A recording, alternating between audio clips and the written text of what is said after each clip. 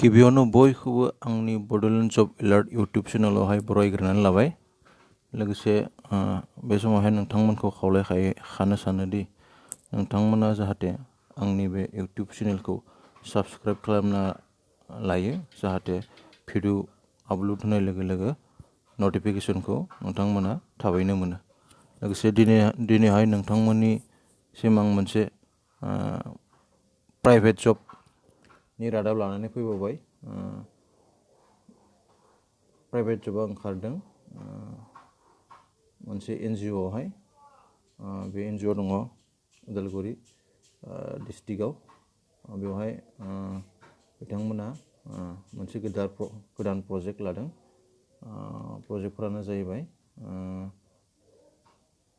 Sapaguri two आमटेका चिरां डिस्ट्रिक्टआव, सुगिख'पा two Bongaigaon, बेयो बङाइगावआवहाय हामरेन तामप्रें हजाय नलबारि हावराघाट, बेयाव west Karbi Anglong हजाय Karbi Anglong, बेवहाय हाफ्लं तिनिआलि टु लवार हाफ्लं, बेयो डिमा हासावआव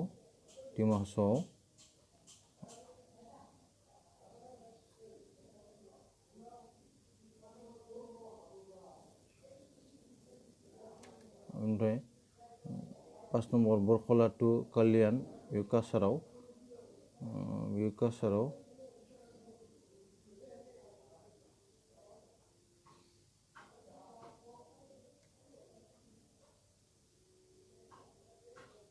ओमफ्राय भांगा टु दरबन, बेयो Cachar, Hailakandi, Karimganj.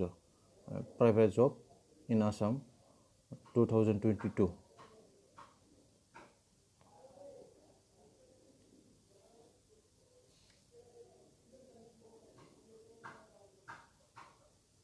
Urgently need social worker for the mentioned district। सायाव मख'नाय डिस्ट्रिक्टफोरनि थाखाय ससियेल वर्कारनि गोनांथि। This is for required for submitting proposal for rehabilitation and relocation of for road development। खामानिया बेबायदि जागोन। क्वालिफिकेशना जानांगोन MSW or sociology and other also can apply।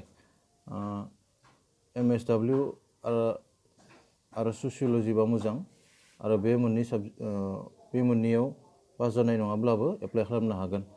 सेलारिया जाबाय 25,000 प्लास monthly.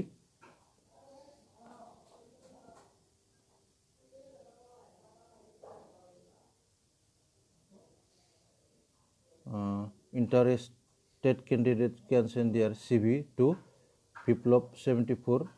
नैबे मोननै जिमेलाव नोंथांमोना गाव गावनि CV खौ दैथायहरनो हागोन।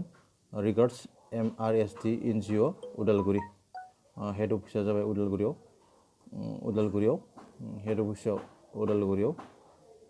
नोंथांमोना गोसो गुदुंब्ला नैबे जिमेलाव सुलाद लानानै एप्लाइखौहाय खालामनो हागोन। गोजोन्थों।